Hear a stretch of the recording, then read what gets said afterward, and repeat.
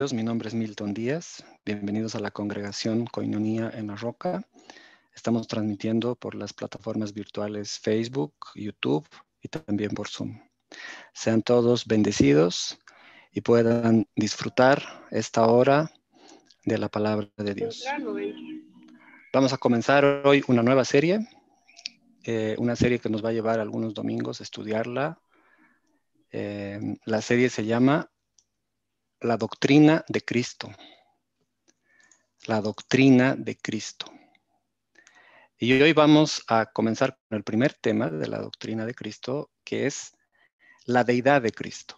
Vamos a estudiar esta mañana qué significa la deidad de Cristo. Cristo es Dios. Necesitamos estudiar a fondo este tema para poder tener conocimientos y poder argumentar correctamente que nuestro Señor Jesús es Dios.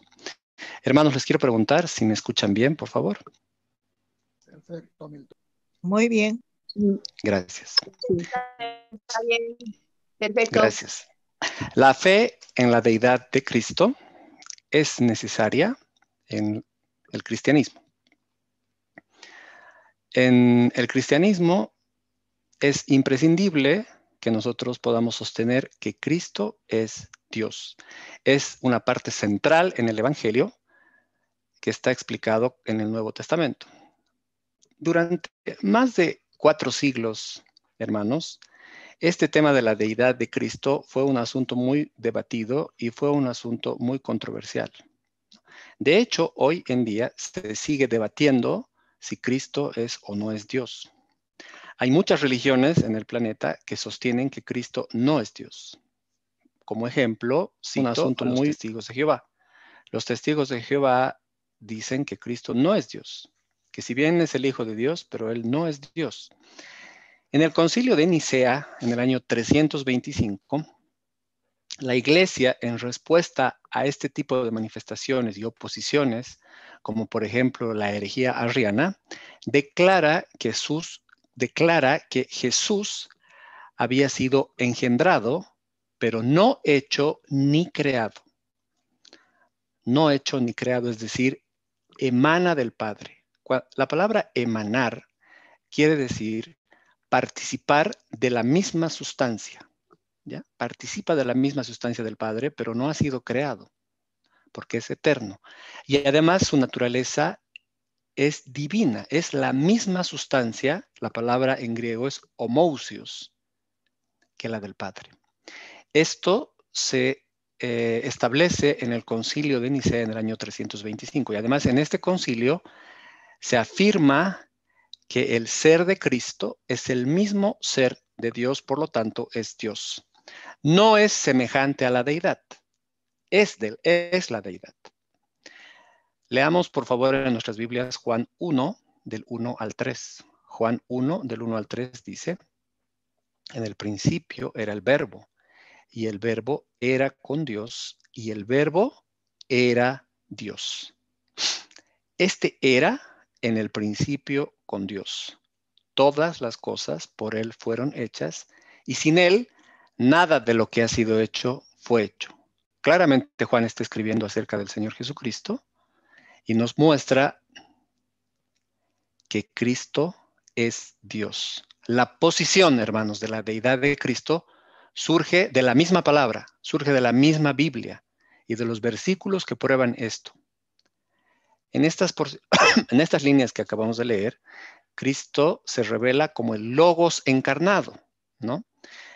Cristo, hermanos, se nos revela en la palabra no solo siendo preexistente a la creación, sino eterno. Él es eterno. Él no tiene un principio y tampoco tiene un fin. Porque la palabra nos dice que en el principio era con Dios. Era con Dios. Es continuo, hermanos. Está hablando de un pasado continuo. Esta palabra era. Y que también Él era Dios. Que sea con Dios requiere una diferencia personal dentro de la divinidad, ¿no? Y que sea Dios requiere que esté incluido en la divinidad, para que puedan decir que era con Dios y que sea con Dios y que era Dios. Ahora, en varios pasajes en el Nuevo Testamento, vamos a ver a lo largo de esta mañana, donde se atribuye a Jesús, a Cristo, títulos divinos. ¿Qué dijo Jesús, hermanos, acerca de sí mismo? ¿Qué dijo de él mismo? En la palabra vemos con claridad que él se estableció a sí mismo como objeto de la fe. ¿Dónde vemos esto? Juan 6:29. Juan 6:29 dice, respondió Jesús y les dijo, esta es la obra de Dios, que creáis en el que Él ha enviado. ¿Se dan cuenta, hermanos, cómo Él establece a sí mismo como objeto de la fe? Él les dice, tienen que creer en mí. Les dice, esta es la obra de Dios. ¿Cuál? Que creáis en el que Él ha enviado, o sea, en mí. Fíjense lo que dice Juan 3:36.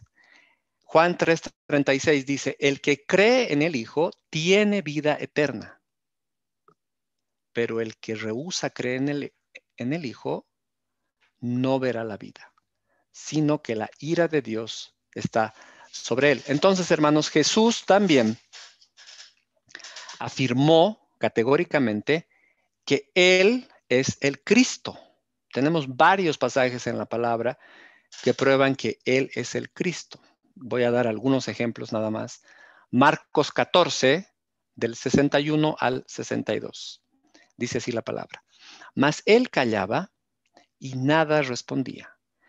El sumo sacerdote le volvió a preguntar y le dijo, ¿eres tú el Cristo, el Hijo del bendito? Y Jesús le dijo, yo soy. Y veréis al Hijo del Hombre sentado a la diestra del poder de Dios y viniendo en las nubes del cielo. Hermanos, esta parte de la palabra es tremenda porque nos dice que Jesús afirma ser Dios, y el Hijo de Dios, y además afirma alguien que nadie más que Él puede afirmar. Afirma ser el yo soy. Yo soy, dice. Otro versículo muy, muy importante es el que está en Juan 10:30. Juan 10:30 dice, yo y el Padre, uno somos. Yo y el Padre, uno somos. Es decir, participamos de la misma sustancia. Somos coiguales. O sea, Él es Dios. El Padre es Dios. Cristo es Dios. Y es preexistente. ¿Dónde encontramos, hermanos, en la palabra que Cristo es preexistente, es eterno? Fíjense lo que dice Juan 8:58. Jesús les dijo, de cierto os digo, antes que Abraham fuese, yo soy. Wow. Tremenda afirmación, hermanos. Para aquellos que piensan que Jesús parte su existencia desde el nacimiento de María, acá pueden encontrar una prueba de que Jesús es preexistente a todos, hermano. Antes de la creación, Él existía desde el principio, desde los siglos de los siglos, desde la eternidad. Jesús, además, hermanos, tiene el mismo reino de Dios, el mismo reino de Dios. ¿Dónde dice que Jesús tiene el mismo reino de Dios, hermanos? Efesios 5:5. Efesios 5:5. Porque sabéis esto, que ningún fornicario o inmundo o avaro que es idólatra tiene herencia en el reino de ¿quién? De Cristo y de Dios. La palabra dice muy claro que ningún fornicario, inmundo, avaro que es idólatra tiene herencia en el reino de Cristo y de Dios. Es decir, Cristo tiene el mismo reino de Dios. El mismo. Y no solo eso, hermanos. ¿Saben qué la palabra nos dice? nos dice que Él tiene el mismo trono. El mismo trono, exactamente el mismo trono. Wow. ¿Dónde dice eso? Apocalipsis 22, del 1 al 3. Fíjense lo que dice Apocalipsis 22, del 1 al 3. Después me mostró un río limpio de agua de vida, resplandeciente como cristal, que salía del trono de Dios y del Cordero.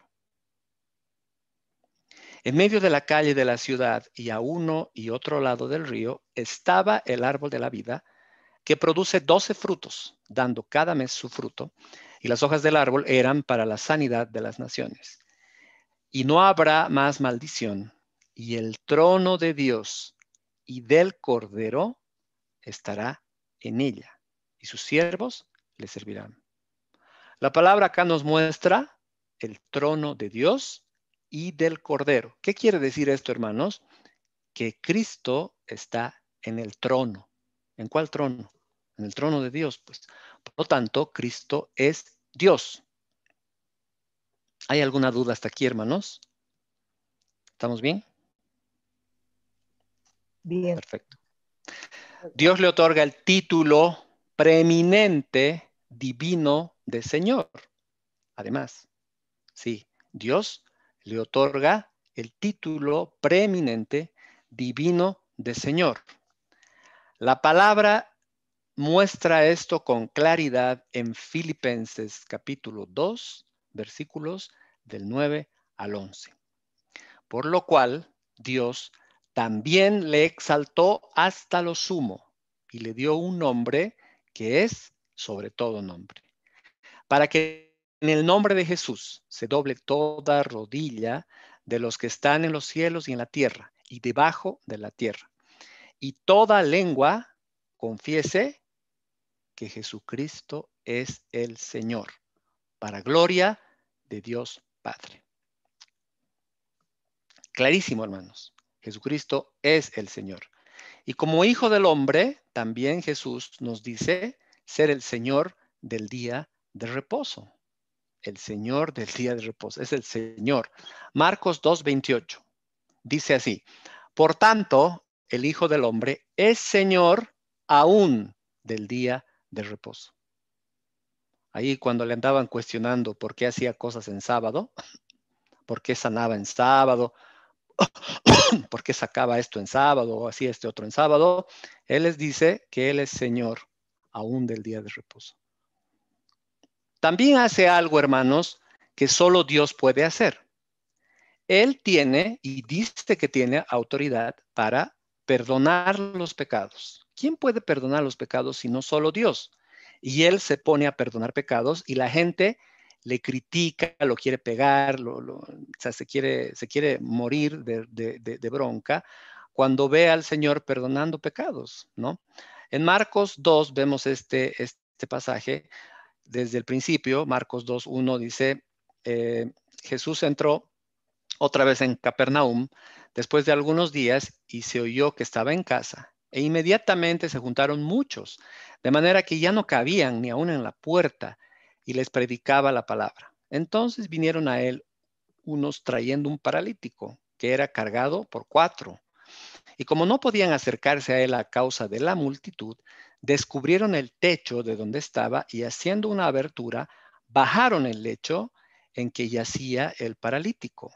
Al ver Jesús la fe de ellos, dijo al paralítico: hijo, tus pecados te son perdonados. Y estaban allí sentados algunos de los escribas, los cuales cavilaban en sus corazones: ¿por qué habla este así? Blasfemias dice. ¿Quién puede perdonar pecados sino solo Dios? Y conociendo luego Jesús en su espíritu que cavilaban de esta manera dentro de sí mismos, les dijo: ¿por qué caviláis así en vuestros corazones? ¿Qué es más fácil decir al paralítico: tus pecados te son perdonados? O decirle: levántate, toma tu lecho y anda. Pues para que sepáis que el Hijo del Hombre tiene potestad en la tierra para perdonar pecados. Dijo al paralítico, a ti te digo, levántate, toma tu lecho y vete a tu casa. Entonces él se levantó enseguida y tomando su lecho salió delante de todos, de manera que todos se asombraron y glorificaron a Dios, diciendo, nunca hemos visto tal cosa. Hermanos, el Señor Jesús tiene potestad de perdonar pecados. ¿Y por qué tiene potestad de perdonar pecados? Porque es Dios. También la palabra lo llama al Señor Jesús Señor de gloria. Señor de gloria. Santiago 2:1 dice, hermanos, lo siguiente.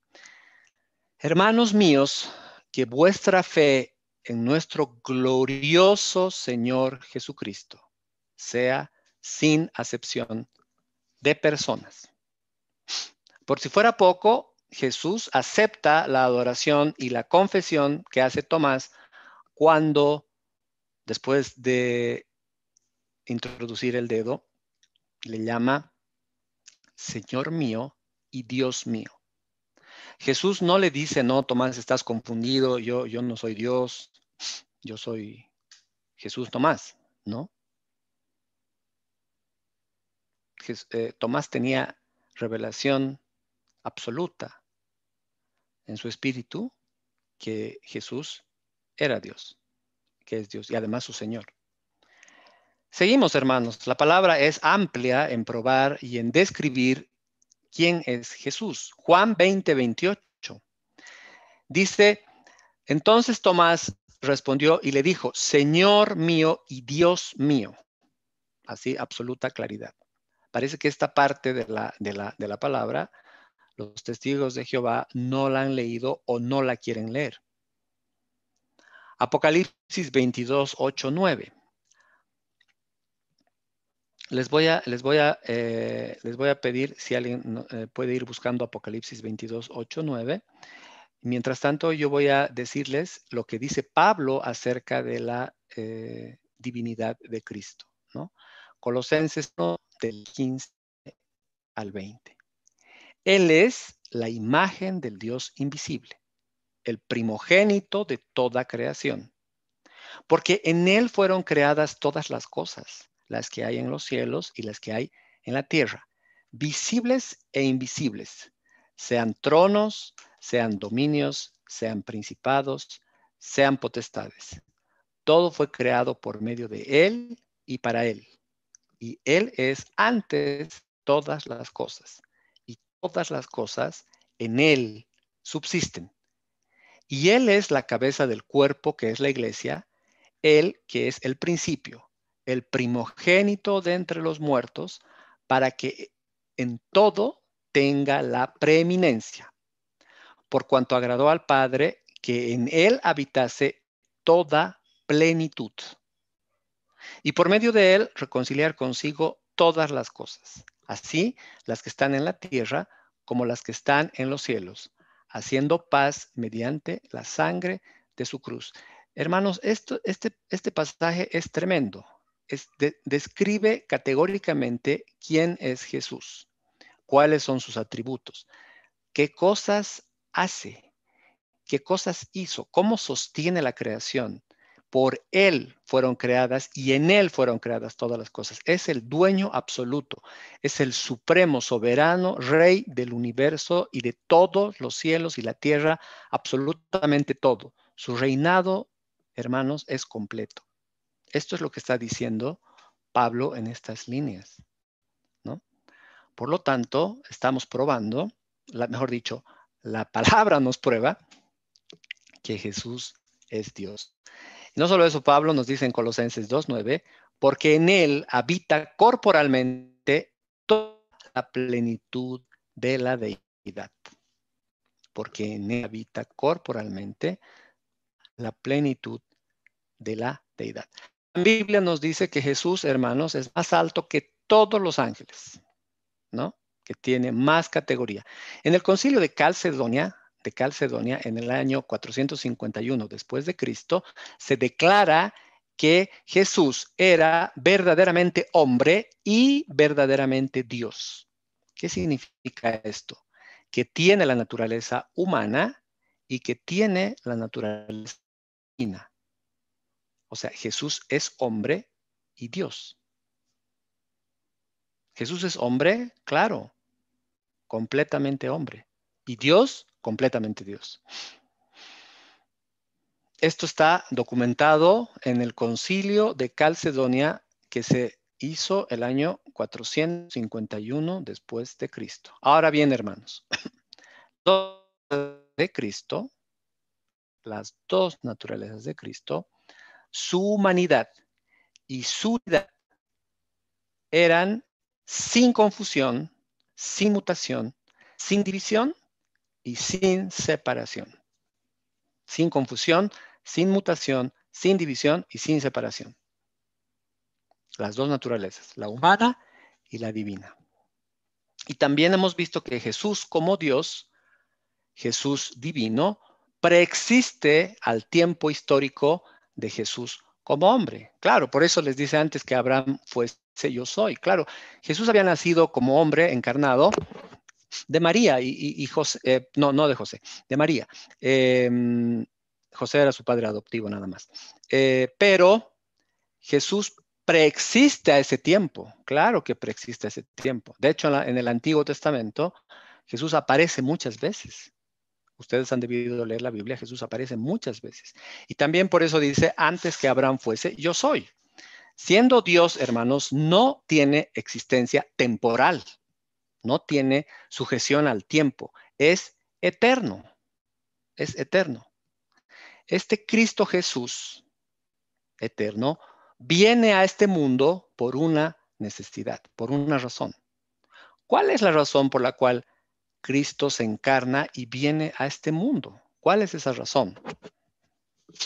La razón es, hermanos, para cumplir el plan de redención que está dentro del plan eterno de Dios, que había sido diseñado por el Padre antes de la fundación del mundo. Esto hemos estudiado en la iglesia, en la serie El plan eterno de Dios, ¿no es cierto? Cuando estudiábamos el plan eterno de Dios, vimos que en el diseño del plan eterno de Dios se define la necesidad de la encarnación de Cristo para venir a la tierra. Entonces, por eso es que sucede la encarnación de Jesús. El Dios soberano salva al pecador, no porque el pecador pecase, sino que salva por absoluta soberanía definido en su diseño del plan eterno de Dios. Eso es lo que dice Timoteo del capítulo 1, versículo 9. Segunda Timoteo 1:9. Dice, ¿quién nos salvó y llamó con llamamiento santo, no conforme a nuestras obras, sino según el propósito suyo y la gracia que nos fue dada en Cristo Jesús antes de los tiempos de los siglos, ¿no? Entonces, esta necesidad, hermanos, de la encarnación de Cristo para ejecutar el plan redentor dentro del plan eterno de Dios está claramente manifestada en las Escrituras y esa es la razón por la cual Cristo Jesús se encarna. Señor Jesús se encarna y viene a este mundo, siendo Dios. En el plan eterno de Dios vimos que el Dios Trino responde 3 preguntas. ¿Quién, cómo y cuándo? ¿Quién, cómo y cuándo? ¿Quién salvaría a su hijo? ¿Cómo? Mediante la redención. ¿Y cuándo? Gálatas 4:5 nos responde esta pregunta. Pero cuando vino el cumplimiento del tiempo, cuando vino el cumplimiento del tiempo, Dios envió a su hijo, nacido de mujer y nacido bajo la ley, para que redimiese, ahí está la respuesta, para que redimiese a los que estaban bajo la ley, a fin de que recibiésemos la adopción de hijos. La Biblia es clara y nos responde las 3 preguntas. ¿Quién, cómo y cuándo dentro del plan eterno de Dios? Estoy explicando la razón, hermanos, de la encarnación del Señor Jesús. ¿Para qué? Para que redimiese a los que estaban bajo la ley, a fin de que recibiésemos la adopción de hijos. Entonces, el Padre envía al Hijo dentro del plan eterno. ¿Cuándo? Cuando llega el cumplimiento del tiempo, ¿no? Con un propósito específico. ¿Cuál era ese propósito específico? La redención. Y que muera por los pecadores, por ti, por mí. Y para cumplir este propósito, hermanos, debe cumplirse necesariamente la encarnación. Por eso es que ocurre la encarnación, en cuya acción el Verbo eterno de Dios queda revestido de humanidad. Revestido de humanidad. ¿Cristo es hombre? Sí, sí, claro que sí, es hombre. Esta humanidad queda vinculada con la persona divina como ninguna otra humanidad lo puede hacer o puede estar. Solo Él puede tener ese vínculo, esa conexión, esa comunicación única entre humanidad y divinidad. No hay nadie que pueda hacer eso. Nosotros no somos dioses, hermanos. Entonces, en Cristo queda absolutamente vinculada la humanidad con la divinidad.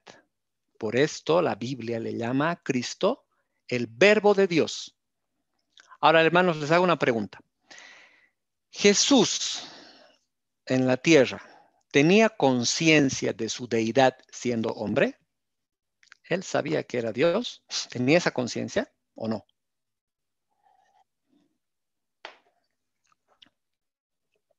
Sí. Sí, hermano, a los 12 años él tenía esa conciencia que era Dios, por ejemplo.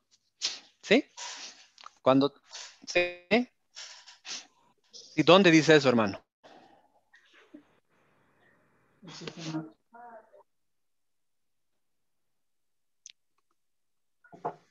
Correcto. Exactamente. Ahí está diciéndole, ¿saben qué, señores? Yo soy hijo de Dios. Por lo tanto, tengo que estar en los negocios de mi padre. Así que, permisito. Claro que sí. Sí, sí, sí. Jesús tenía claro, hermanos, la conciencia de su deidad. Obviamente, el nivel de conciencia que un niño de 12 años puede tener, ¿no? Claro. Porque otra cosa que hay que tener claro es que Jesús, hermanos, Jesús hombre, Jesús niño, Jesús no sé, creciendo, tuvo que aprender la Biblia. No, no es que él nació de bebé sabiendo la Biblia, ¿no? Él tuvo que aprender esas cosas. Jesús como hombre tuvo que aprender eso y otras cosas. Jesús tuvo que evolucionar mentalmente como hombre y aprender la palabra como hombre. O sea, el Señor Jesús, hermanos, no nació hablando. Cuando nació no sabía hablar. ¿Cómo es eso? Pero si es Dios, ¿cómo no sabía hablar? Pues, hermanos, seguramente escuchó a María, escuchó a José y empezó a dar sus primeras palabras. Y así fue creciendo en su naturaleza humana, estoy hablando, ¿no es cierto? Porque una es la naturaleza humana y otra es la naturaleza divina. Las dos están en Cristo. La comunicación de propiedades entre una y otra se establece por medio de la persona del Hijo. Entonces, ¿qué sucede? Cristo experimenta una limitación temporal. Una limitación temporal. Por esto Juan dice en Juan 1:14 que aquel verbo fue hecho carne. Aquel verbo fue hecho carne. Eso dice en 14, leamos. Y aquel verbo fue hecho carne y habitó entre nosotros. Y vimos su gloria, gloria como del unigénito del Padre, lleno de gracia y de verdad. Cuando aquel verbo fue hecho carne, se limitó. ¿A qué se limitó? A las leyes humanas en las cuales nos movemos. Por ejemplo, se limitó al tiempo, se limitó al espacio, se limitó a varias cosas. Esa naturaleza humana le permitió vivir como hombre.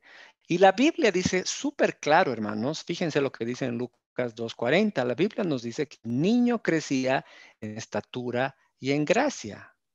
Dice Lucas 2:40, y el niño crecía y se fortalecía y se llenaba de sabiduría y la gracia de Dios era sobre él. ¿No es cierto? Entonces, fue evolucionando día tras día, año tras año, en estatura, en sabiduría, en gracia, etcétera, etcétera, ¿no? La palabra dice que Jesús fue adquiriendo cada vez más sabiduría por medio de la palabra. Jesús creció como hombre, hermanos. ¿Por qué? Porque es hombre. Claro, es hombre. Sin embargo, Jesús como hombre mantenía prerrogativas divinas. Claro que sí. Jesús como hombre no había perdido sus prerrogativas divinas. Mantenía prerrogativas divinas. ¿Por qué? ¿Por qué? Porque la naturaleza humana que tenía Jesús, o que tiene Jesús, mejor dicho, expresa la realidad de la persona divina que la sustenta, ¿no? Expresa esa realidad de la persona divina que la sustenta. ¿Quién es la persona divina que la sustenta? Cristo Dios, pues hermanos, Cristo divino, ¿no? Jesús tiene conocimiento, les voy a dar un ejemplo de lo que acabo de decir. ¿Jesús tiene conocimiento sobrenatural? ¿Sí o no? Jesús, hombre, ¿tiene conocimiento sobrenatural? ¿Sí o no? ¿Quién me responde?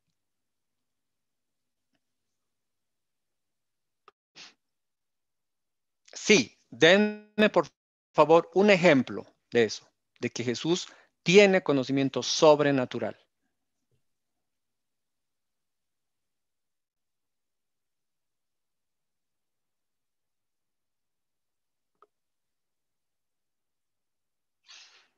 Exacto. Ese es un muy buen ejemplo. Claro que sí, no necesita que nadie le diga nada. Por ejemplo, les voy a dar otro. En la distancia ve las cosas. Juan 1, 48, 49. Le dijo Natanael, ¿de dónde me conoces? Respondió Jesús y le dijo, antes que Felipe te llamara, cuando estabas debajo de la higuera, te vi. Tremendo. Respondiendo Natanael le dijo, Rabí, tú eres el Hijo de Dios. Tú eres el Rey de Israel. ¿Cómo sabía, hermanos, que Natanael estaba debajo de la higuera? ¿Cómo Cristo hombre, que estaba en otro lado, no estaba ahí, sabía que Natanael estaba debajo de la higuera? ¿Por qué? ¿Por qué sabía? ¿Alguien le había contado? No, no. Sabía porque tiene atributos divinos, porque es Dios. Entonces, Cristo andando en la tierra como hombre mantiene prerrogativas divinas, atributos divinos, porque si no, no hubiera sabido esto, ¿no? También sabe que Lázaro ha muerto o se entera que Lázaro ha muerto. Hay mucha gente que dice que se enteró que Lázaro ha muerto, ¿no? No, hermanos, él sabía perfectamente que Lázaro había muerto. Claro que sabía. Esperó 4 días para ir y resucitarlo. Cuando lo resucita Jesús, ¿qué muestra en ese pasaje? ¿Qué muestra cuando lo resucita? ¿Qué atributo muestra resucitando a Lázaro después de 4 días muerto? Muestra su poder, muestra que era omnipotente, que es omnipotente y otros atributos, ¿no? Ahora, hermanos, les hago una pregunta. ¿Jesús, hombre, era omnipresente, sí o no?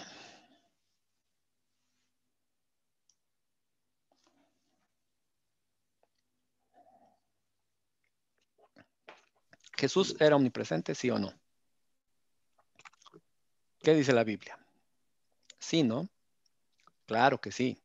Es Dios, hermanos. Se trata de una presencia no corporal, pero es una presencia absoluta. ¿Dónde podemos ver esto? Mateo 18, 20. Porque donde están 2 o 3 congregados en mi nombre, ¿qué pasa? Allí estoy yo en medio de Ahí ellos. estoy yo. En todo lado está Jesús. Es omnipresente. Ahora fíjense esto tremendo, hermanos, este versículo tremendo. Efesios 4:10.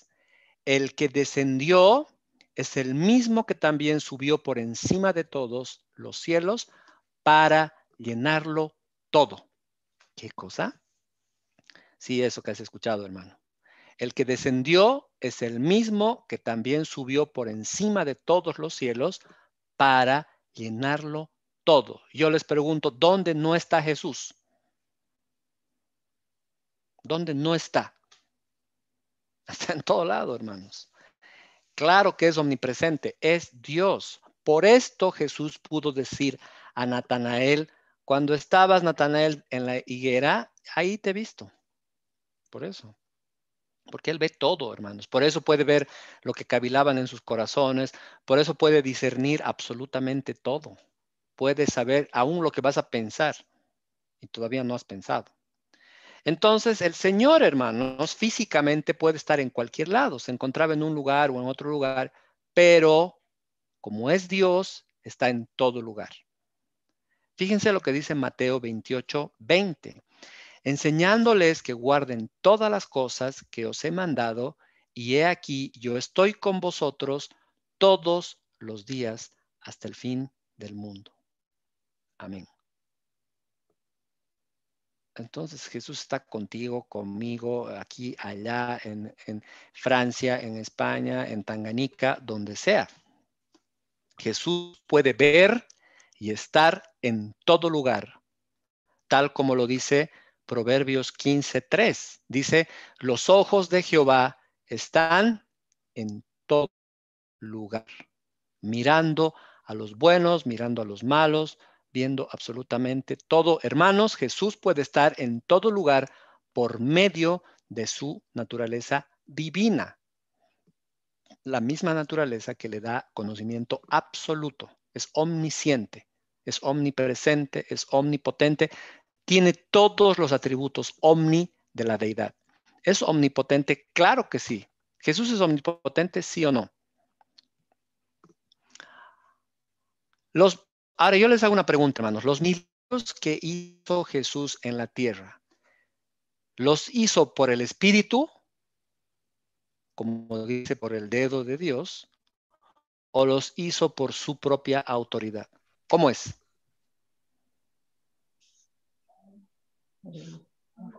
¿Cómo los hizo?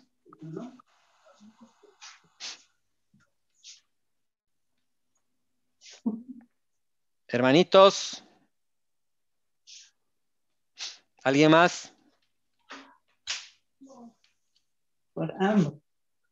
Por ambos. Por ambos. Esa es la respuesta. Sí. Por ambos. Por ambos. Los milagros los hizo por el Espíritu y también por su propia autoridad, porque dice la palabra, yo por el dedo de Dios echo fuera a los demonios. En este caso los está haciendo por el Espíritu, pero en otros lugares en la palabra, en su autoridad, ejecuta los milagros. Lucas 11:20 dice, mas si por el dedo de Dios echo yo fuera a los demonios, ciertamente el reino de Dios ha llegado a vosotros. Este caso está mostrando que este milagro lo hizo por el Espíritu. También los hace en su autoridad, como la segunda persona de la deidad. Por ejemplo, hermanos, cuando dice en el mar, calla, enmudece, lo hace en su autoridad. Ahí no pide permiso a nadie, hermanos. Ahí agarra su autoridad de segunda persona y dice, ¿sabes qué? Calla y enmudece. Punto. Y además, hermanos, exige para sí mismo el trato que hay que darle al Padre. ¿Así? Sí, exige para sí mismo el mismo trato que hay que darle al Padre. ¿Dónde dice eso, hermanos? Juan 14:1. No se turbe vuestro corazón. ¿Creéis en Dios? Creed también en mí. ¿Sabes qué? Acá está pidiendo el mismo trato que se le da al Padre. ¿Creéis en Dios? Ah, qué bien. Creed también en mí. Wow. Este es nuestro Señor, hermanos. Jesús además reclama para sí la infinitud del ser. Claro que sí, la infinitud del ser. Sí, reclama para sí. ¿Dónde vemos esto? Juan 14:9-11. Jesús le dijo, ¿tanto tiempo hace que estoy con vosotros y no me has conocido, Felipe? El que me ha visto a mí, ¿qué cosa? Ha visto al Padre. ¿Cómo pues dices tú, muéstranos al Padre? Muéstranos el Padre. ¿No crees que yo soy en el Padre y el Padre en mí? Las palabras que yo os hablo, no las hablo por mi propia cuenta, sino que el Padre que mora en mí, Él hace las obras. Clarísimo, ¿no? Les dice Felipe, tanto tiempo que estoy entre vosotros y no me has conocido. ¿Cómo puede ser esto? Creedme que yo soy en el Padre y el Padre en mí. De otra, creedme por las mismas obras. Hermanos, este pasaje muestra que si el Padre es infinito, luego el Hijo es infinito. Jesús es infinito. Esto lo hace aún desde la perspectiva de su limitación como hombre, porque estaba caminando en un cuerpo en ese momento. Ahora, ¿Jesús tiene vida en sí mismo? ¿Sí o no? ¿Jesús tiene vida en sí mismo? Sí, tiene vida en sí mismo. Juan 1 ha probado eso. En el principio era el verbo, y el verbo era con Dios, y el verbo era Dios. Este era en el principio con Dios. Todas las cosas por Él fueron hechas, y sin Él nada de lo que ha sido hecho fue hecho. Claramente dice la palabra que Cristo Jesús tiene vida en sí mismo. Pablo dice además que todo fue hecho en Él, por Él y para Él. Colosenses 1:16. Porque en Él fueron creadas todas las cosas, las que hay en los cielos y las que hay en la tierra, visibles e invisibles, sean tronos, sean dominios, sean principados, sean potestades. Todo fue creado por medio de Él y para Él. Entonces, hermanos, Cristo es el heredero de todas las cosas y nosotros coherederos con Cristo y herederos que hay en los cielos. Hemos demostrado, hermanos, una y otra vez que Jesús es una persona humana divina. Sí, es una persona humana divina. Más adelante, en los siguientes domingos, si el Señor lo permite, vamos a tener un capítulo específico de la unión humana divina. Por hoy vamos a seguir trabajando y vamos a seguir estudiando la divinidad de Cristo. Para que el Señor Jesucristo histórico sea posible, Dios tiene que vaciarse, hermanos. Sí, Dios tiene que vaciarse. ¿Para qué? Para que Jesús, hombre histórico, sea posible. Claro, hay una palabra que se llama kenosis, que significa vaciamiento. ¿Qué otra palabra podría ayudarnos a entender lo que significa vaciamiento o kenosis? Otra palabra igual un poco complicada, que es anonadamiento. Anonadamiento. Quedar así como anonadado, alguna vez han escuchado ustedes, anonadarse, hacerse nada, ¿no? Eso es la kenosis, es un vaciamiento y vamos a tratar de explicar lo que significa este vaciamiento. Vamos a leer Filipenses 2 del 6 al 7, que nos habla de este vaciamiento.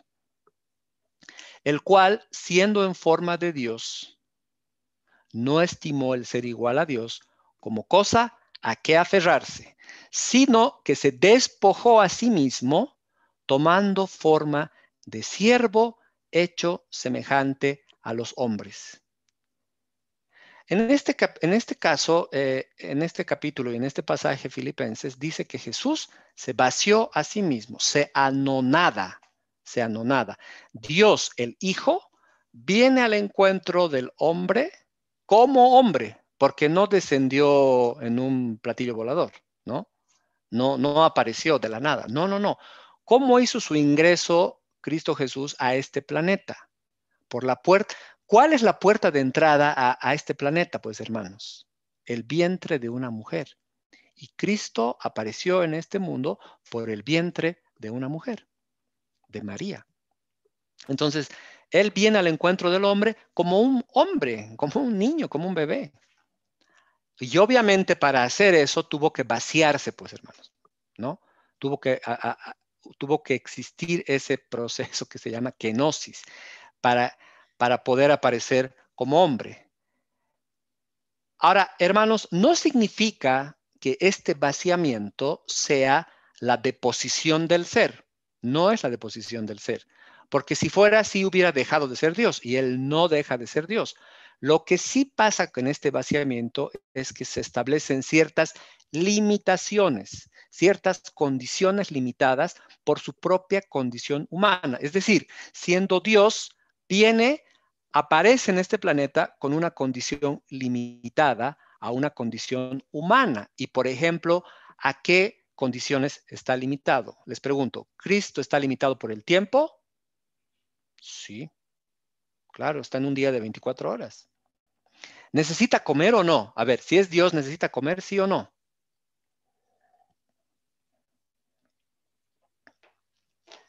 Hermanitos, ¿necesita comer o no? Sí, hermano, porque cuando era niño tenía que alimentarse de leche, etcétera. No solamente de niño, hermano. Claro que sí. Cristo a los 30 No años como también ejemplo. necesitaba comer. Sí, Tenía que comer porque su cuerpo le pedía, o sea, tenía hambre. Jesús necesitaba comer. ¿Jesús necesitaba dormir? ¿Sí o no? Claro que sí, necesitaba dormir. Pero sí, si es Dios, ¿por qué tiene que dormir? Si estaba durmiendo ahí en la barca cuando lo despiertan, feliz estaba durmiendo. Señor, ¿no tienes miedo que perecemos? Y él estaba durmiendo. ¿Por qué? Porque estaba cansado, hermanos. y Entonces ahí también, les estoy mostrando limitaciones, limitaciones producto de ese vaciamiento que hace Dios. Sí, y alguien quería decir algo. también ayunaba, pues. Entonces, ¿qué ayunaba, no? Si se alimentaba.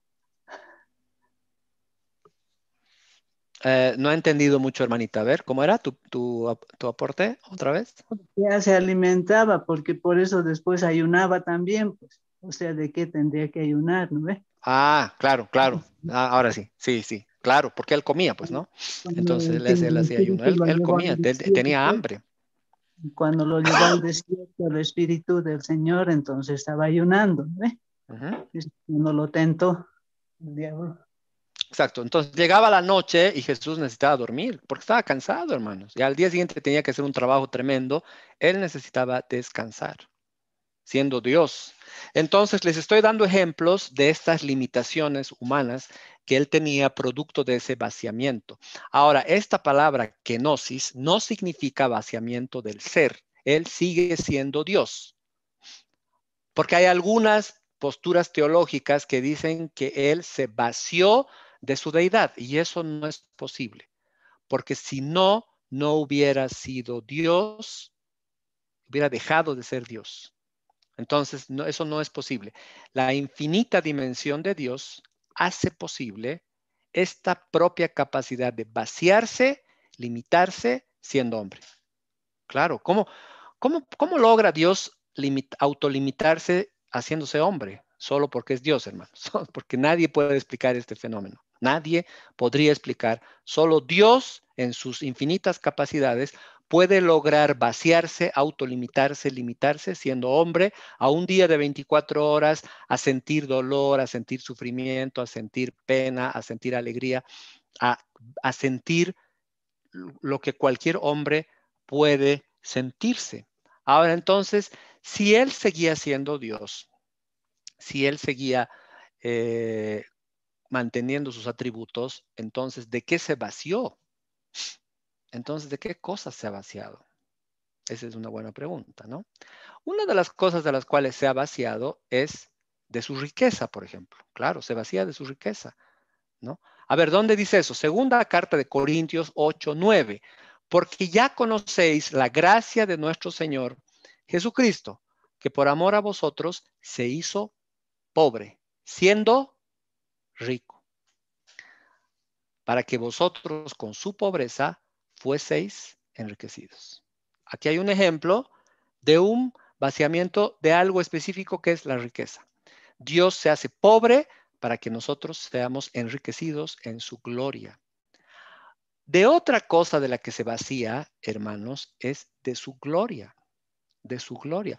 Porque si Él hubiera venido con toda su gloria, no hubiera podido estar con nosotros, no lo podríamos ni ver, no podríamos ni verlo.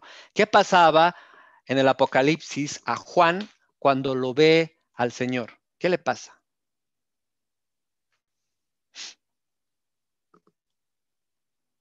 No lo puede ver, cae en tierra, ¿no?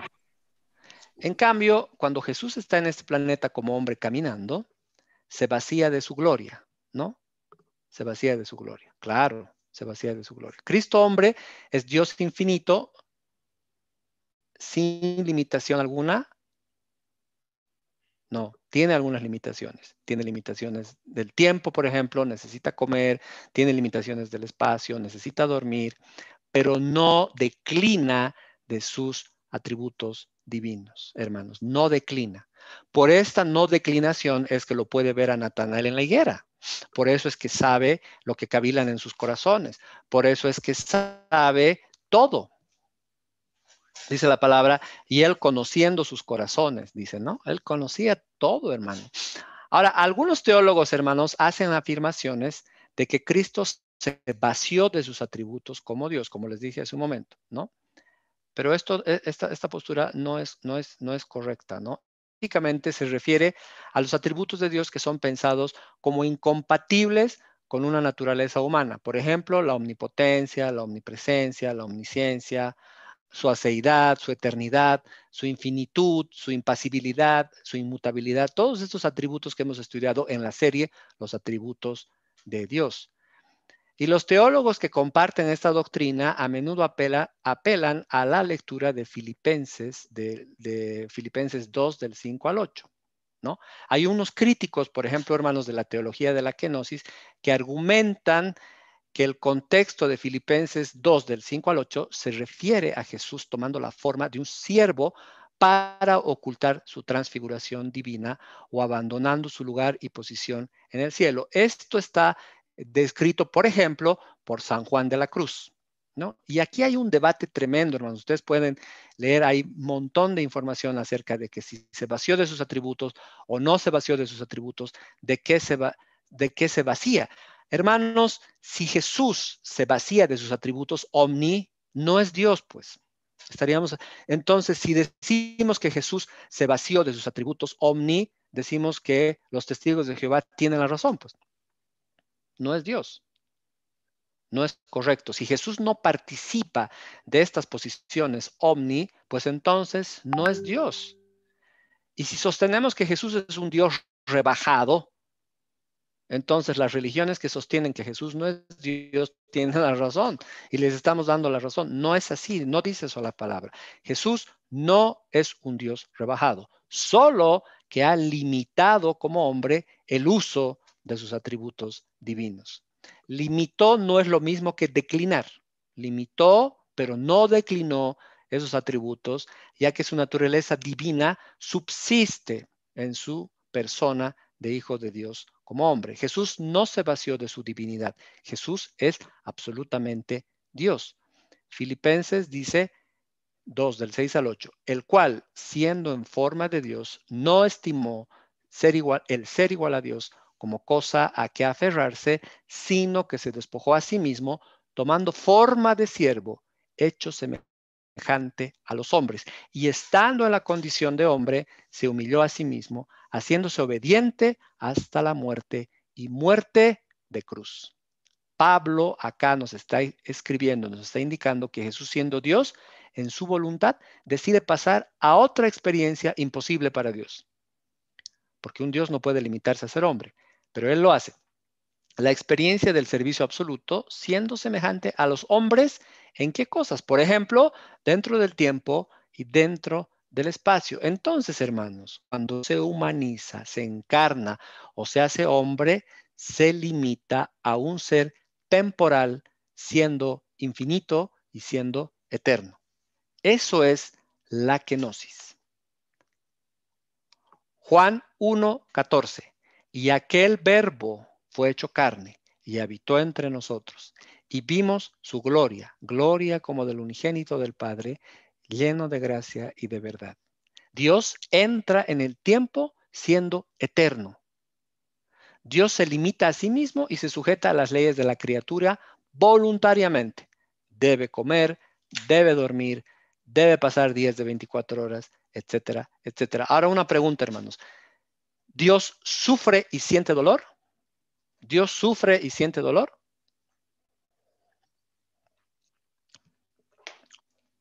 Sí, Dios, Cristo, sí. Dios, el Padre, no. ¿Por Porque Dios no puede sentir dolor ni puede sufrir. Pero cuando se hace hombre, cuando se humaniza, cuando se encarna, sí, hermanos. Conoce absolutamente el sufrimiento, conoce absolutamente el dolor en su condición y en su naturaleza humana. Hebreos 2, del 17 al 18, dice lo siguiente: por lo cual debía ser en todo semejante a sus hermanos, para venir a ser misericordioso y fiel sumo sacerdote en lo que a Dios se refiere, para expiar los pecados del pueblo. Pues en cuanto él mismo padeció siendo tentado, es poderoso para socorrer a los que son tentados. Entonces, claro, él ha experimentado todo, hermanos. Y pues él nos conoce, él sabe las necesidades que tenemos, el sufrimiento que tenemos, el dolor que tenemos, porque él los ha experimentado en carne propia. La gracia se manifiesta en Jesús. Lo que impactó a Juan en 1:14, hermanos, es que aquel Hijo eterno se limita con un propósito. ¿Cuál es ese propósito? Morir por los hombres en una cruz para cumplir el plan de redención dentro del plan eterno de Dios. Esta es la gracia. Por eso Juan dice, lleno de gracia y de verdad. Él ve la gracia, él se da cuenta y él se sorprende. Por eso y escribe Juan 1:14 esas palabras hermosas. Entonces, en su naturaleza divina, las tres personas son iguales, son eternas, omniscientes, omnipresentes, toda la plenitud de la deidad, hermano, en las tres naturalezas. Y en su naturaleza humana, Cristo se sujeta al Padre y obedece. En su naturaleza humana, claro, se sujeta al Padre. Por eso en varios lugares de la Biblia dice que Él obedece al Padre, que Él se sujeta al Padre. Y ahí te dice, aquí está, pues, aquí está, dice, ¿no? Aquí está. Aquí dice que Cristo se sujeta al Padre. Claro que se sujeta, pero en su naturaleza humana, estimado, en su naturaleza divina es igual, ¿no? Es eterno. A ver, ¿qué cosa no tiene? Hay algo que Jesús, la segunda persona de la Trinidad, no tenga. ¿Hay algún atributo rebajado que tenga? Ninguno, ¿no es cierto?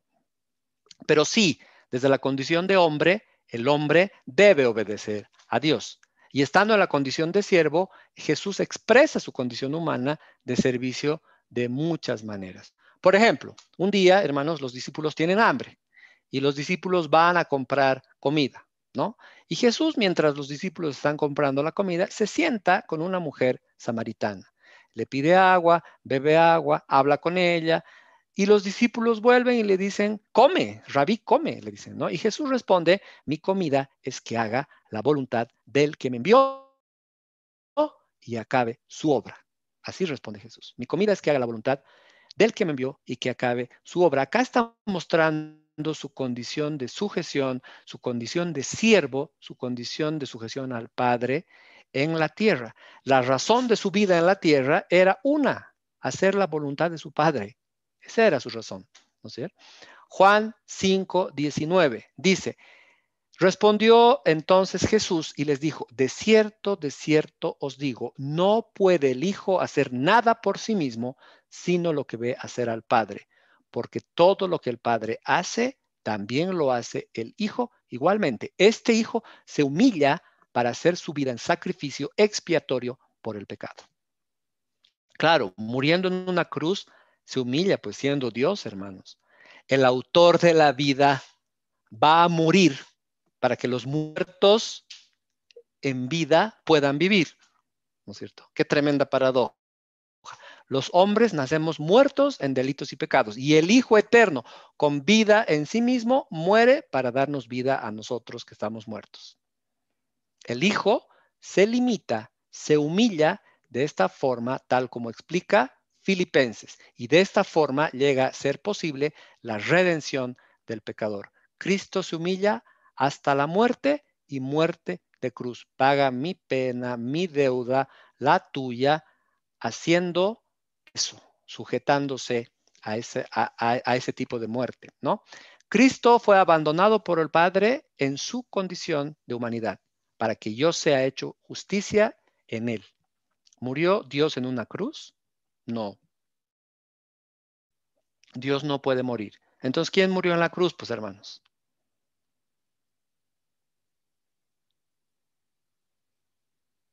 ¿Quién murió en la cruz entonces?